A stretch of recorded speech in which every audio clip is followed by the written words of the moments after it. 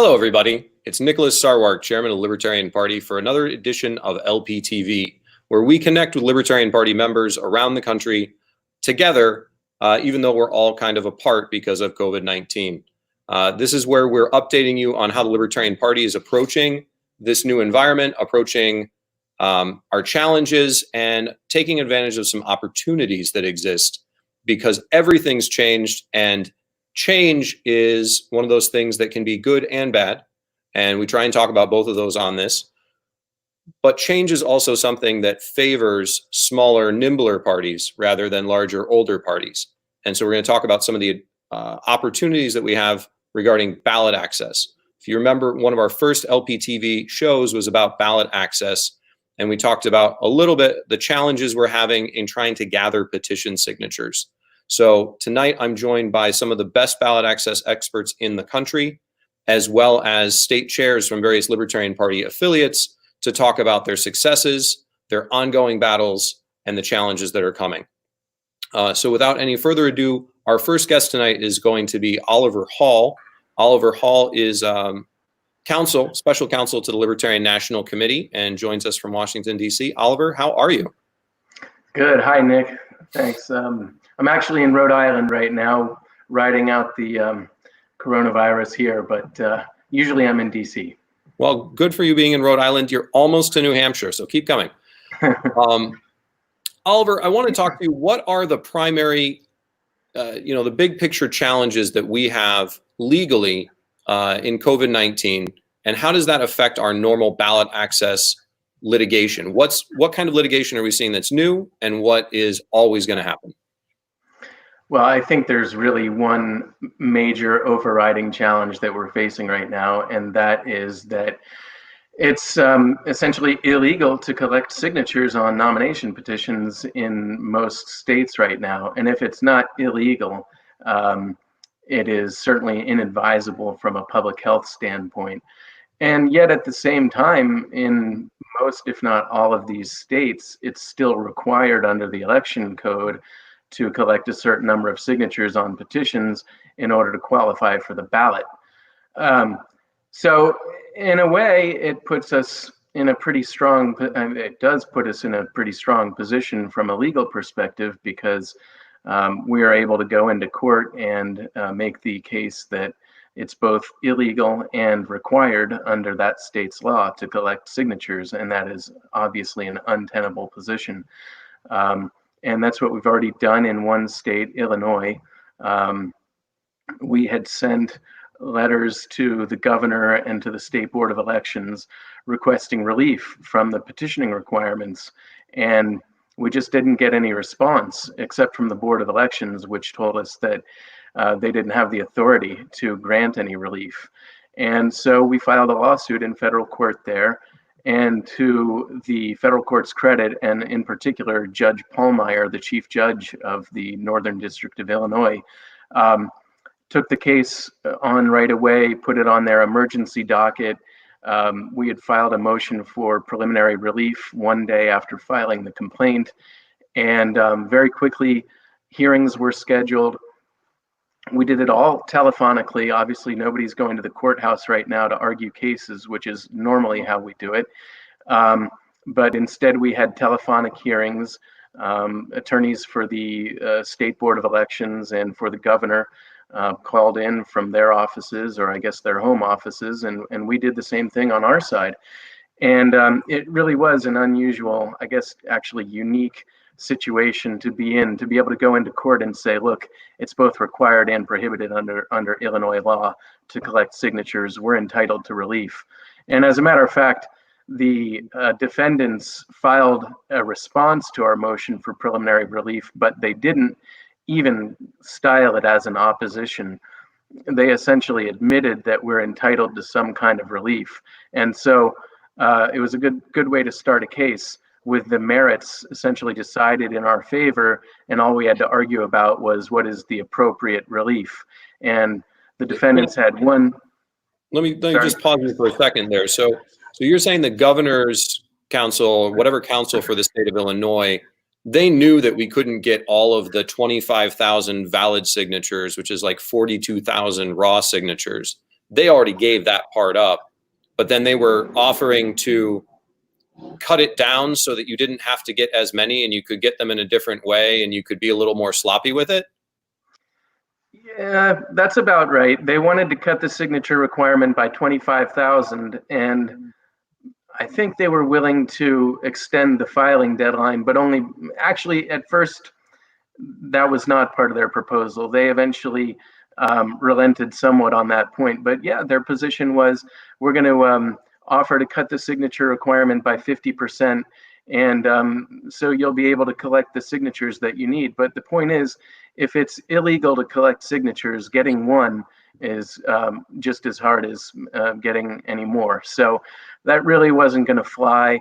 And we had to hash that out during oral argument over the phone a couple of times. But as I say, Judge Pallmeyer, I think, really understood the issues, really understood the difficulties that we were facing in this unique set of circumstances, and really encouraged the parties to come together to find a workable solution for all sides. And that's what we ended up doing.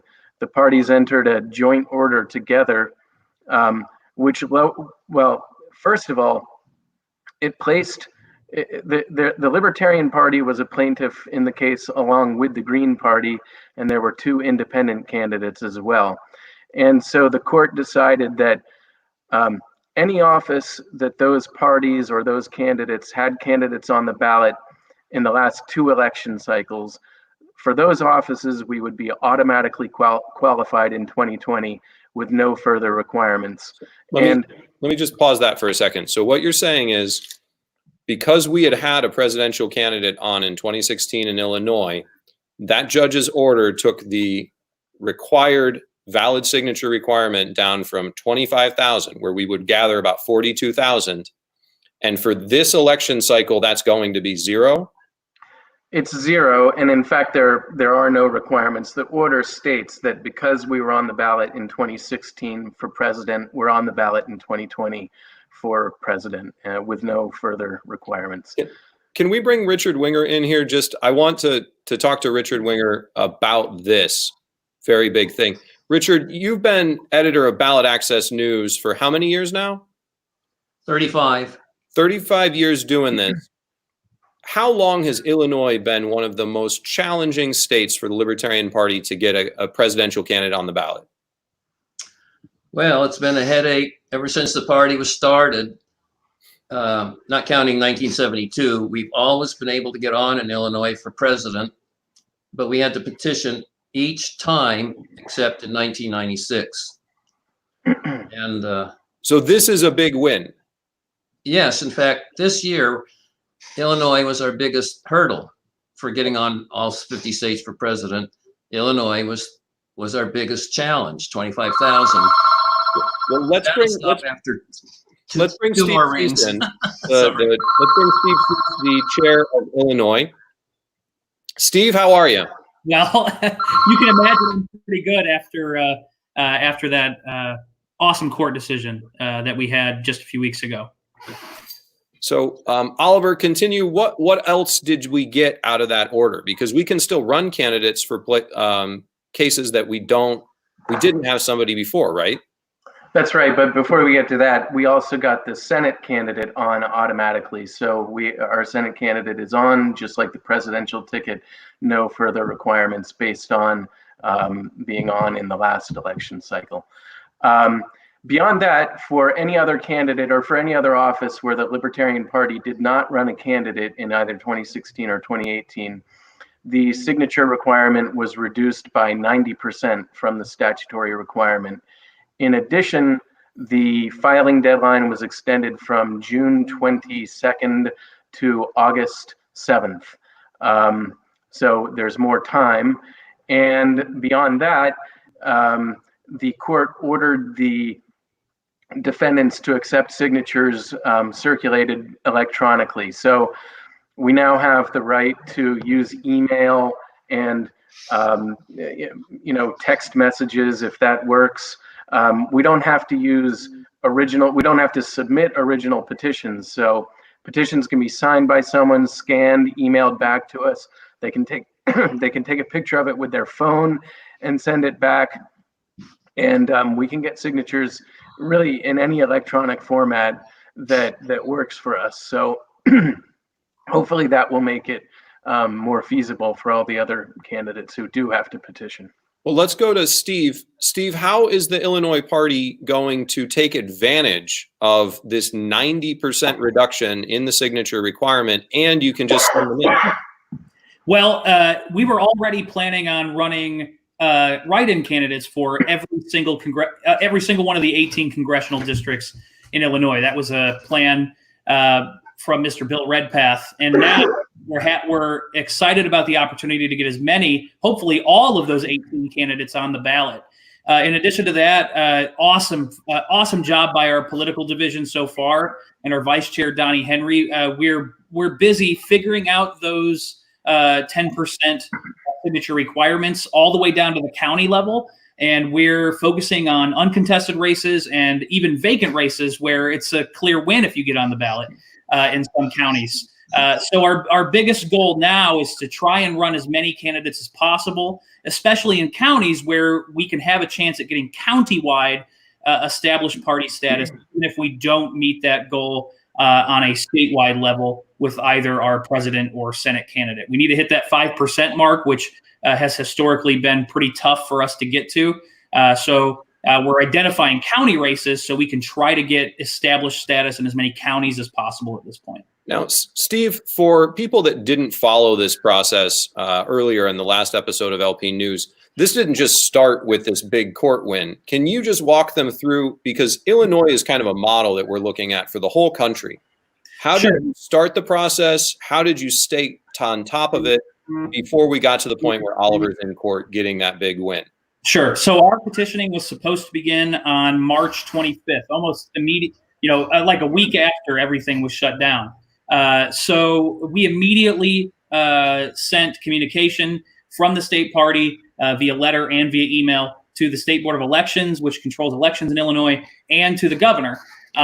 We basically got communication from the State Board of Elections that said, well, they really can't do anything without the General Assembly meeting. And of course, the General Assembly isn't meeting because of the virus. So at that point, we had as many members as possible reach out to their General Assembly members, their state reps and state senators. We were making some progress on that. At the same time, we started the lawsuit process. And thankfully, that process, I think, went a lot quicker than a lot of us thought it would, specifically because of everything that was going on at the time. But I think that the state realized that there was an immediate need for petitioning relief. And they knew that if they didn't do anything, they would be risking individuals going out on their own and collecting signatures, and it really wouldn't be safe to do so.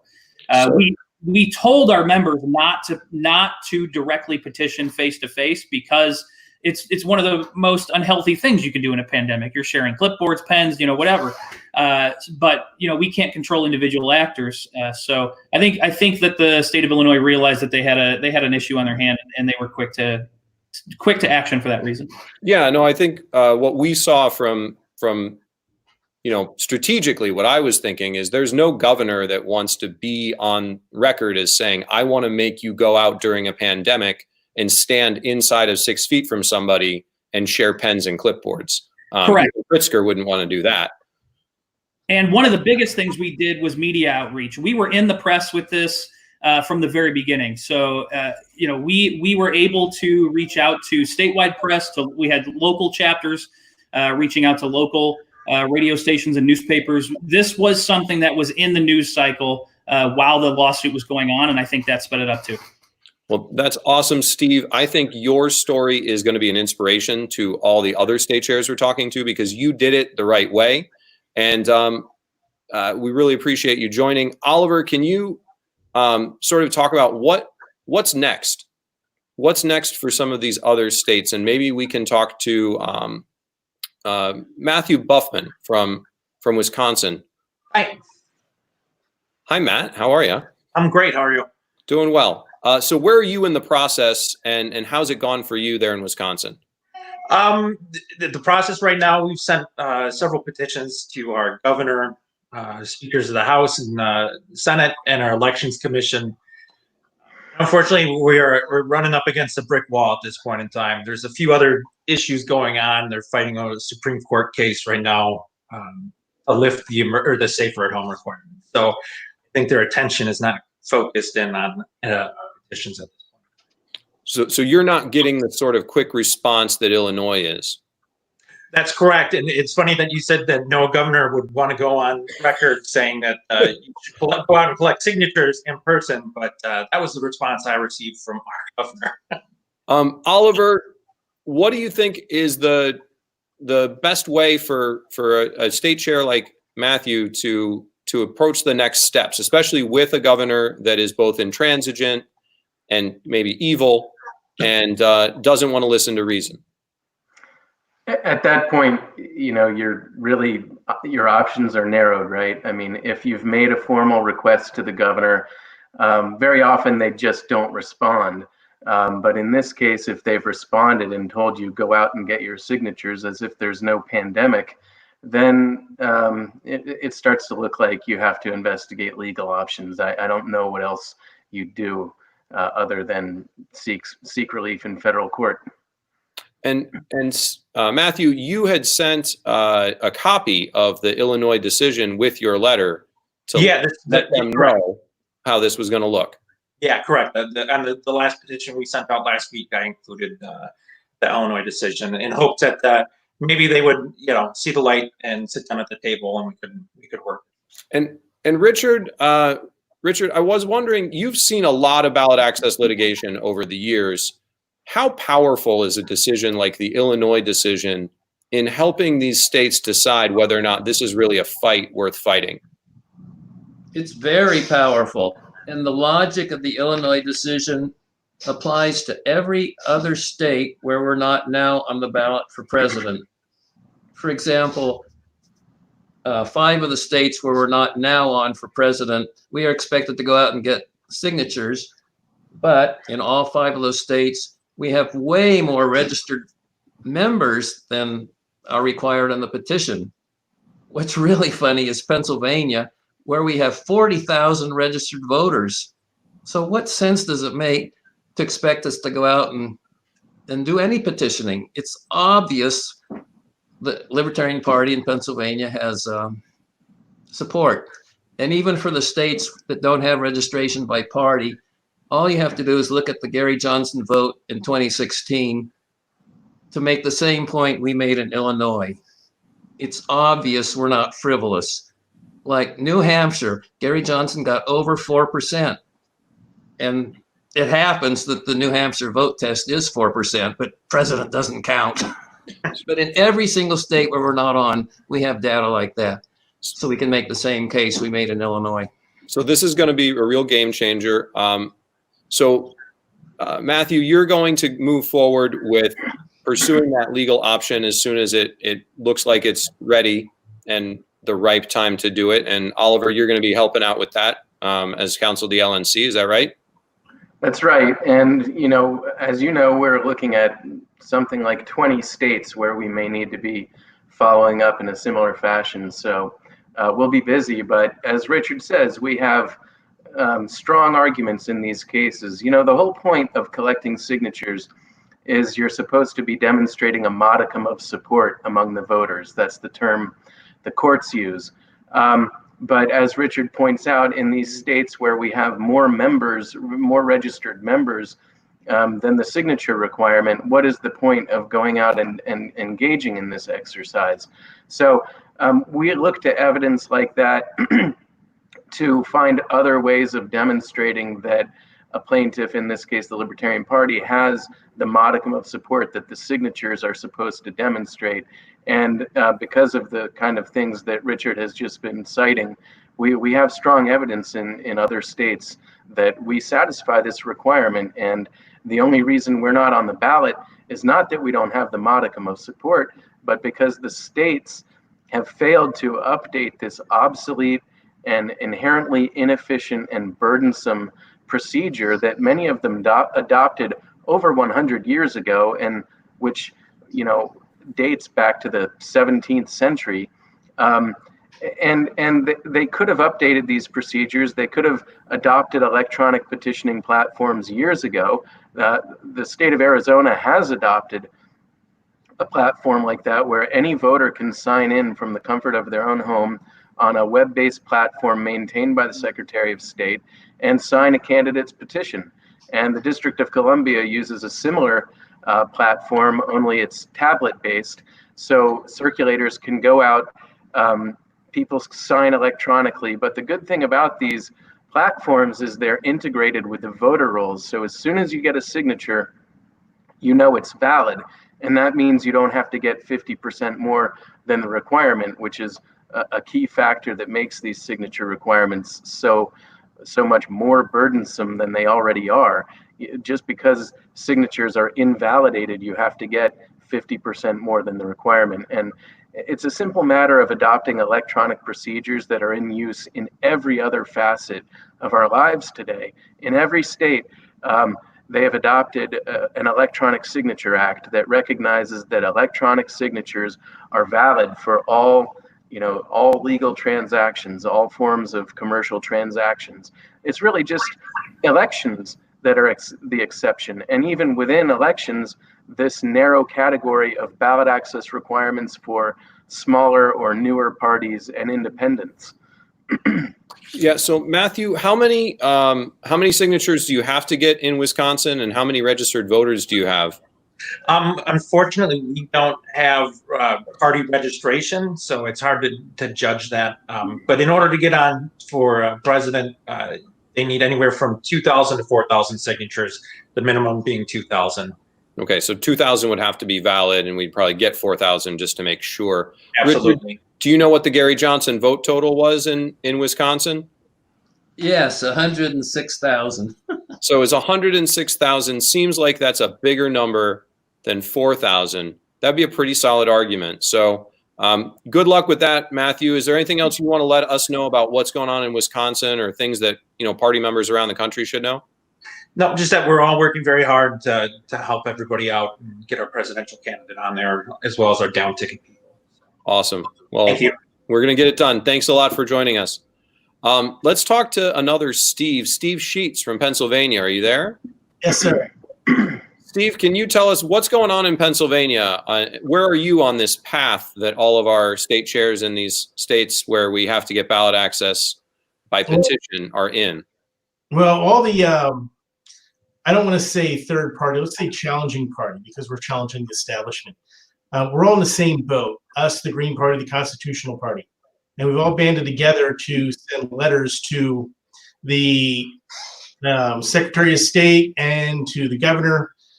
And this is basically saying we need some petition relief because we can't go out and actually petition right now. It took a long time for us to get a response from the governor and the Secretary of State. We got a formal letter back saying that they received it and they will think about it and get back to us at some point. We also sent them another letter suggesting that, well, we really need you to do something, and if you don't do something, then we'll have to pursue other avenues.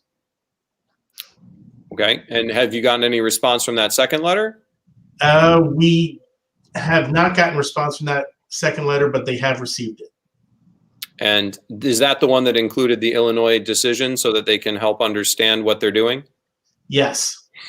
Okay.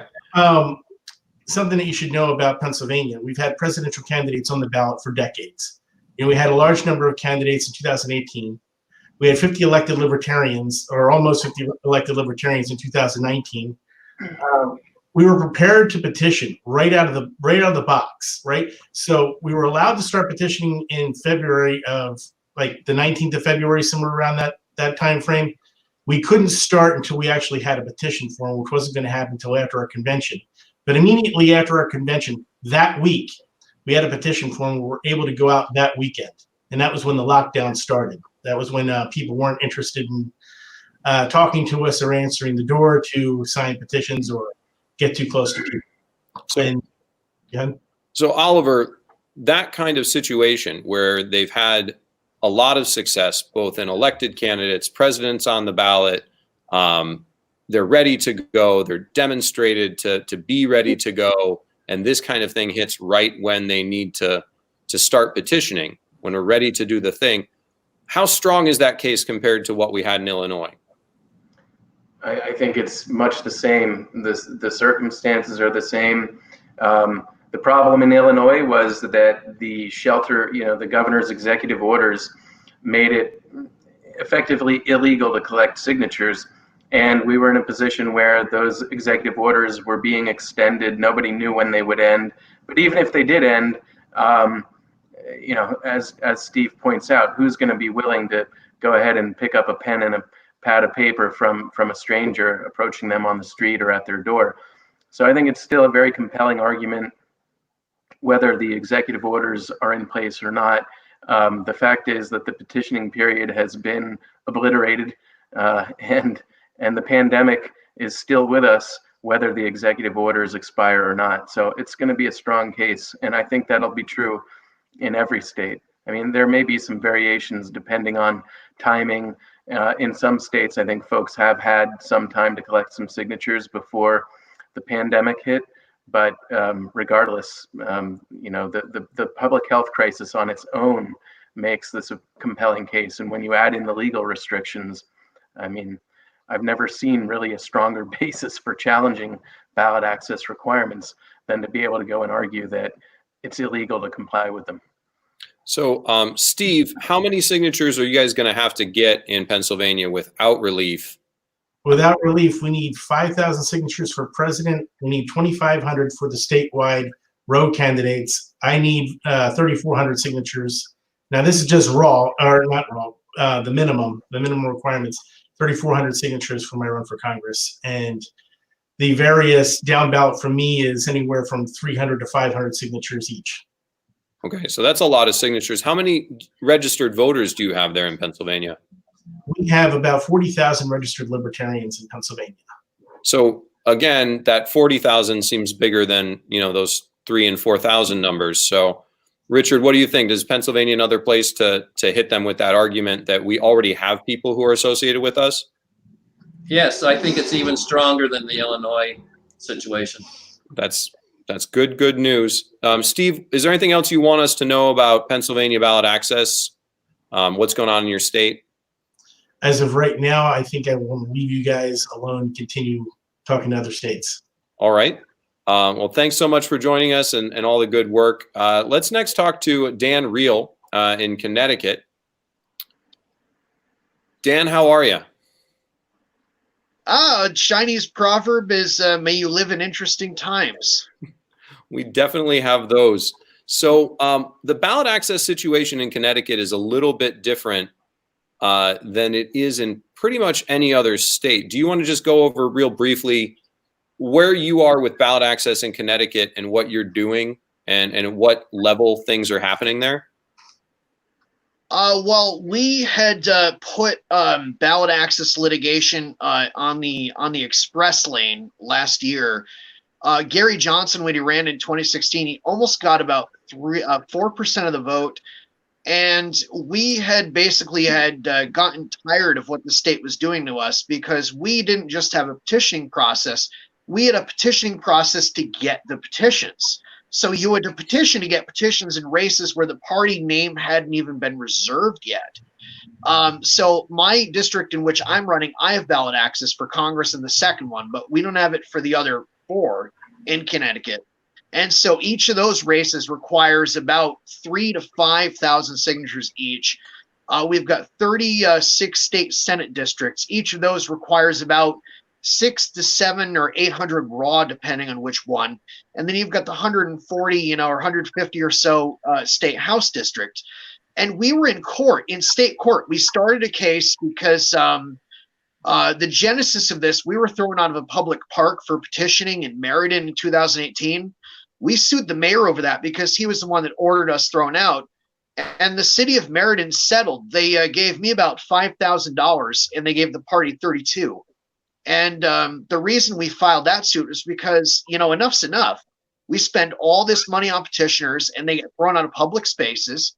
And at some point, we had to draw a line in the sand. So we did. And so we had two candidates for municipal office in Meriden that the Secretary of State arbitrarily threw off. So I told the Secretary of State, I said, listen, you're either going to correct this in 24 hours or we're coming down there and we're going to challenge the whole thing. And surprisingly, the Secretary of State's attorney agreed, we're going to put your guys back on the ballot.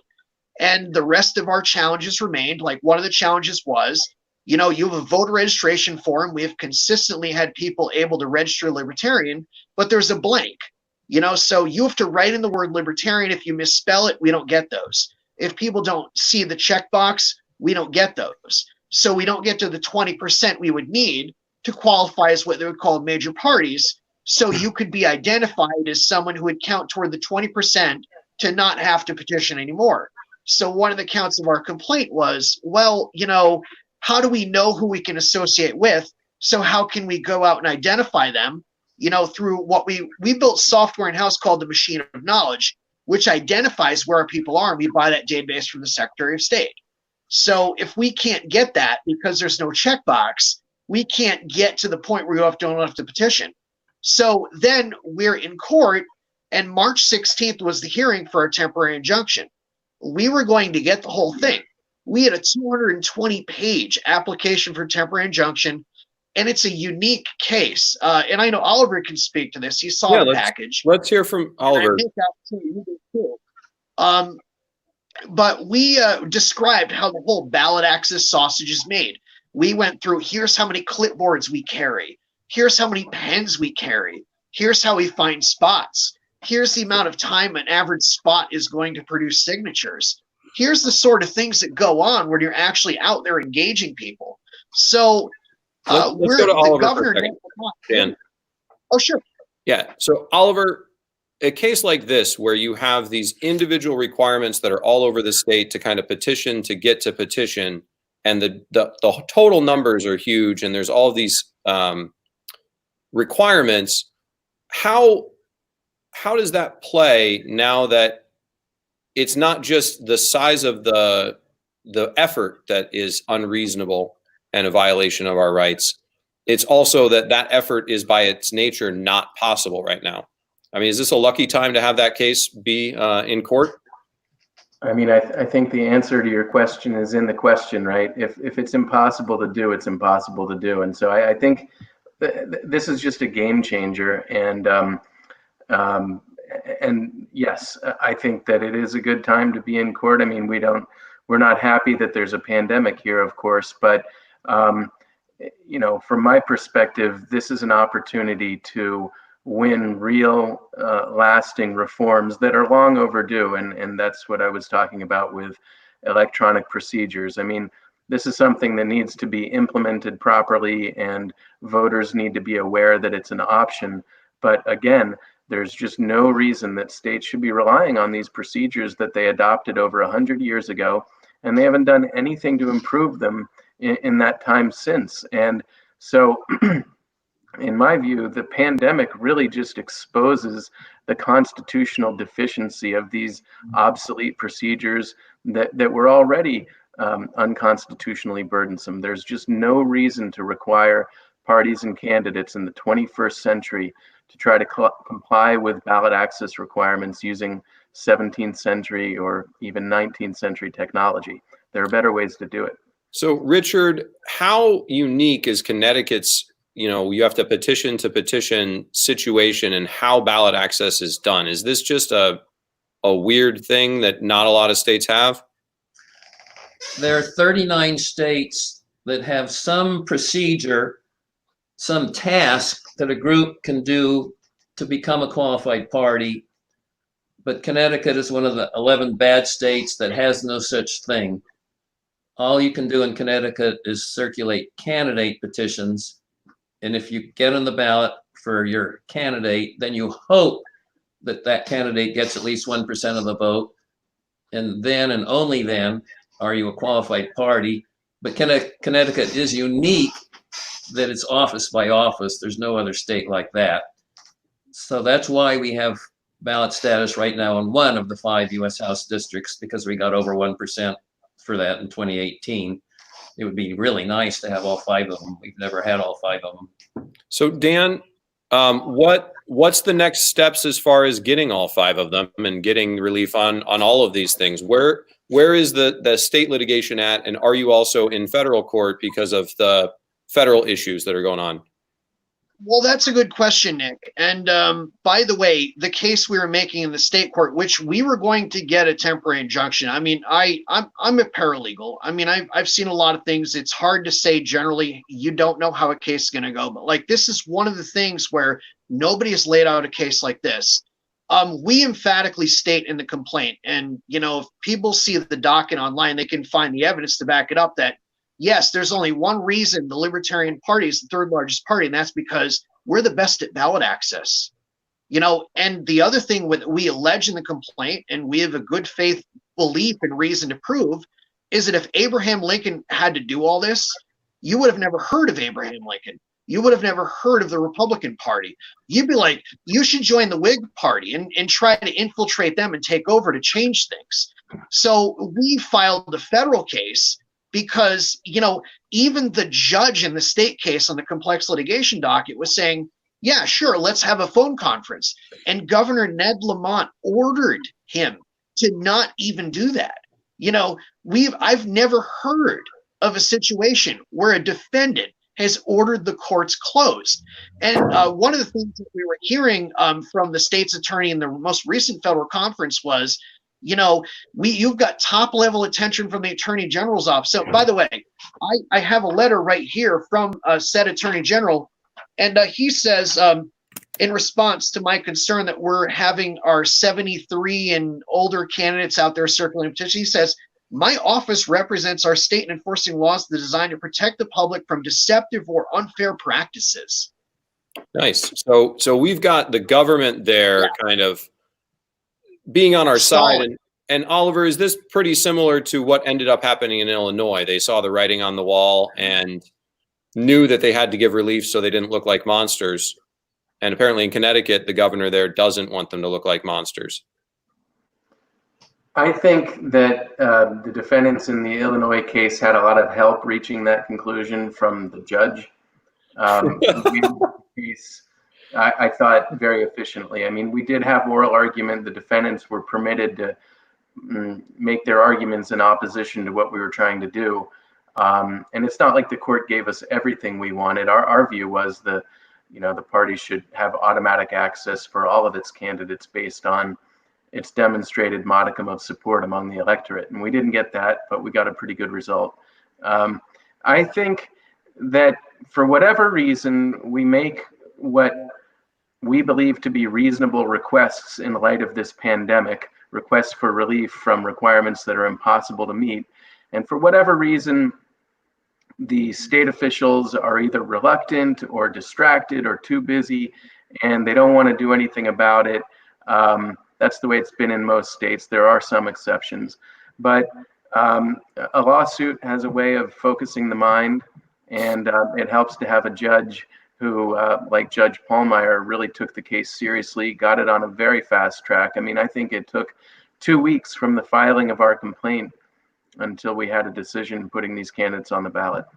So Dan, just the last thing. So what are the next big dates that are coming in both of your cases, and what should libertarians around the country be watching for good news from Connecticut? Well, I do want to add one thing that's very important is 6 leaders in the General Assembly tried at the last minute to send a letter to the Attorney General to intervene. And I said, whoa, oh, no, you don't. And I said, if you want to be a party, you can file a motion to intervene. And the federal judge actually agreed with my sentiment. And they tried to stall the case. So we've got a briefing deadline. And the federal judge is probably going to rule, I'd probably imagine, the last week of May prior to June 1st. But the one thing that I really want all the viewers to take away from this is the entire petitioning process was never legitimate. We make a very good faith case, that is the case, because in one of our exhibits, by the way, in support of our temporary injunction. Wrap it up. We've got to get quick. I understand that, but the last thing I want to say is one of our exhibits was the sample ballot when Arnold Schwarzenegger ran. You know, you had dozens and dozens of candidates. Nobody got confused. You know, there's no excuse for any of this. That's a good sentiment. Well, good luck in Connecticut. We look forward to more good news. We're going to go now to State Chair of the Libertarian Party of Maryland, Bob Johnston. Hi, Bob. Hello, how are you? I'm doing good. Tell us what's going on in my old stomping grounds of Maryland. What's happened with our petitioning there, and when did we, first get the hint that there was going to be petitioning problems in the entire country? Was it in Maryland? We had some professionals on the ground led by Apollo Pizzel's group that were here in February, and towards about I'd say the last week of February, first week of March, the virus was starting to spread and people were starting to become more and more reticent about being approached and asked to sign. And that's when it was becoming a problem. So in Maryland, we started this early going after the state. Tell us kind of what you've done so far and what's coming up next. Okay. We contacted, I would say the Greens contacted the governor's office for relief. And basically, they said, well, we'll allow you to do electronic signatures. And the Greens were like, well, that's nice, but it's still not going to get us over the hump. They have about 5,000 signatures. We need 10,000 to get back on the ballot. The Libertarian Party of Maryland has 3,000 signatures. We have asked the Board of Elections for some relief. They basically have punted. There is another meeting on next Thursday. And assuming they don't give us any relief and we don't get any more relief from the governor's office, we will be filing suit. Okay. And Oliver, did you, or not Oliver, but Bob, did you let the Board of Elections know about the Illinois suit? Do they have a letter where they're reminded of what happens when they make us sue them? Yes. Well, hopefully that will help clarify and focus their mind. What other issues are you seeing in Maryland? I mean, are you seeing that people are, ready to have the Libertarian Party back on the ballot? And can you talk a little bit about how we ended up losing that party status? Maryland has a very unique way of determining whether or not you get to be a party. Correct. You need to get, if you don't have 1% of the registered voters by the end of the calendar year, then you have to get at least 1% in the top of the ticket race, which is either governor or president. Our gubernatorial candidate, even though we worked his butt off for over a year, was only able to get about 2/3 of 1%. The Democrats ran a pretty wacky progressive who was going to really crank up the taxation. He wanted to implement basically statewide government-controlled health care. And I think a lot of the people, even the more middle-of-the-road Democrats, panicked, and they all re-elected Larry Hogan, the Republican. So, Richard, that brings up some bad news, but we deal with bad news pretty well in the Libertarian Party. Every year we get new ballot access in certain places, but we also lose it in some states. How often does that happen? And have we been doing better or worse on that in the years past? Well, the Libertarian Party has easily been the most successful third party in history for lobbying for a more reasonable standard for a party to stay on the ballot. Back in 1976, the median of the 50 states required a vote of 5% to stay on the ballot without having to repetition. And we have, in state after state, we persuaded the legislatures to lower that. And now the median is only 2%. And we should also mention that Arvin Vovra, I hope I'm saying his name right, he got 1% in 2018 in Maryland, but senator doesn't count. Only governor did. Even though both of those races are statewide. Right. And we had more registered voters in Maryland than the number of petition signatures, right, Bob? More than double. More than double. So more than double is definitely more than the number. So another place where that great argument we talked about before, that if what you're looking for is support and you're not able to get support through these pen and paper signatures, the only right thing to do is say, you have these registered voters, they support the party, put them on the ballot. Let's stop messing around with that. Is that pretty much the upshot? Well, we did go to court both through the state and the federal systems, and we on that argument, and we lost on both routes.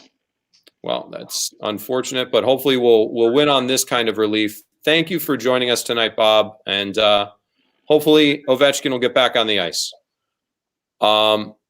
So, Richard, you know, we've gone through a lot of these states where there's things going on. We have these challenges. What other ballot access challenges could we have this year because of the pandemic, other than the signature requirements? Well, there's been a lot of litigation that we filed and other parties filed that has nothing to do with the virus problem. I mean, even before the virus problem started, there were ballot access constitutional cases pending in 10 states. We had 10 lawsuits, and then there's other minor parties. So I'm a little nonplussed as to how to answer your question. Well, let me ask you more directly. If we don't have our national convention on the scheduled time, the original scheduled weekend, Memorial Day, what states do you see us having issues with deadlines? Well, okay, you're getting at something that we haven't talked about. A lot of states don't have party petitions. A party petition is the best because you don't need to wait for the candidate to be nominated. It's just a party petition. It doesn't name candidates. That's ideal. Okay, some states don't have that, but at least they let you use a stand-in.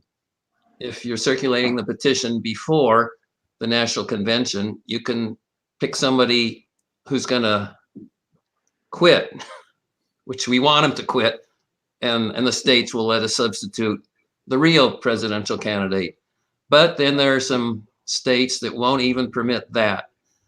And New Hampshire and Alabama are special problems. Yeah, tell us about Alabama. What's going on there? Well, right now, our biggest petition hurdle is Maryland. But if you set Maryland aside, and we're going to be dealing with that quite soon, Alabama's next. So they will not permit a stand-in. So in theory, we can't start until we know who the nominee is going to be. And it's really idiotic of them because they do permit stand-ins for vice president. So in principle, what's the difference? So they're a really nasty state. They more than any other state, the election officials and the legislature in Alabama hates us. And they will do almost anything to keep us off. The party petition was due in March, and it requires over 50,000 signatures. So all we're stuck with is the 5,000 signature independent presidential petition, but then we can't have the word libertarian on the ballot. It's just, we're even suing Alabama over the fact that they give a free list of the registered voters to the Republican and Democratic parties, but they won't give it to us. They charge us $35,000. And we have won cases like that all over the country very easily because the Supreme Court already ruled in this way back in 1970. They said, if you give it to the major parties, you have to give it to minor parties that are petitioning. But unlike all other states that have been sued on this, Alabama is fighting us on this tooth and nail. They hired a political science professor at the rate of $300 an hour to come up with reasons why they shouldn't give it to us. They've attacked our plaintiffs. One of our plaintiffs had a little legal trouble 20 years ago, and they brought that in. You got me. I should shut up now, but boy, I have a lot of emotions about Alabama. No, it's emotional, and I think what people forget about this is, you know, nobody cares about the Libertarian Party in the general public. You know, it's not about us. They don't care if they keep us off. But what we're really doing is we're trying to let voters have a choice if they want to take it. And it's that right that these ballot access requirements are hitting. And we're not fighting so much for us. We're fighting for all those voters who don't want to pick a terrible option. I'm glad we're doing the fight in Alabama. I think this is probably the best time because everything is kind of up in the air and so chaotic that we might get some relief even from a bad state, and we'll fight on through it. Oliver, I want to ask you something. Some people have asked, you know, why is this so crazy, this patchwork quilt? And since there's a national pandemic, why can't we just file a lawsuit on equal protection grounds and say you shouldn't be able to have ballot access petitioning requirements in all 50 states? Yeah, it's a nice idea, and it would be convenient if we could do that. I actually did, you know, the thought occurred to me, and I did look into this a little bit. I mean, I knew the answer. Unfortunately, you just can't get a nationwide injunction against these sorts of requirements because they're set by, you know, every state has its own separate ballot access requirements. And so there's really no single law. I mean, it'd be one thing if there were a federal law that is what established the signature requirements, but instead it's different sets of state laws. And I mean, in certain cases, a federal judge is willing to issue nationwide injunctions, but it's rare, and it has to be based on the exact same facts, which that's just not the case here. So we really do have to do it on a state-by-state basis. Oliver, I want to follow up on something that you know, Richard talked about, these states where you can't do substitution, so you aren't able to circulate a petition until you have the candidate at convention. What is the effect to us of delaying a convention? What happens if we can't have a nominee early? What would we do about that? What would be our thing that we would have to do? Well, sorry, was this a question for me? Yeah.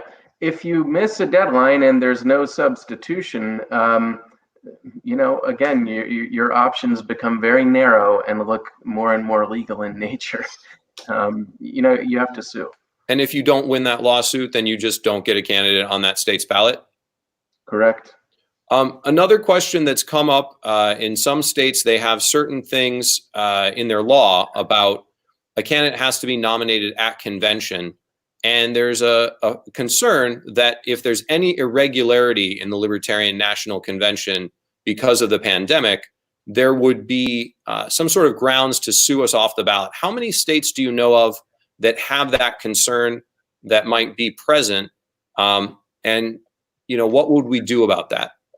Or actually, Richard, if you know that answer.